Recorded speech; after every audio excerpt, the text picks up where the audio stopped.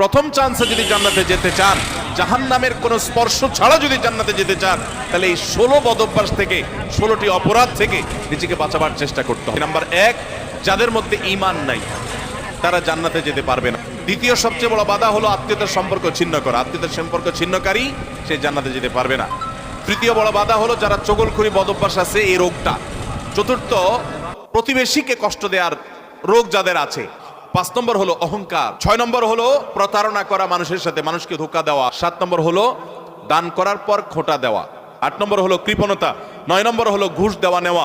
10 নম্বর হলো মা বাবার নাফরমানি করা, মা বাবার অবাধ্য হওয়া, মা বাবার অসম্মান করা। 11 নম্বর হলো মাদক আসক্ত হওয়া। 12 নম্বর হলো হারাম উপার্জন দ্বারা, হারাম খাদ্য দ্বারা, পানীয় দ্বারা শরীর গঠন করা। আর 13 নম্বর হলো রূঢ় স্বভাবের হওয়া।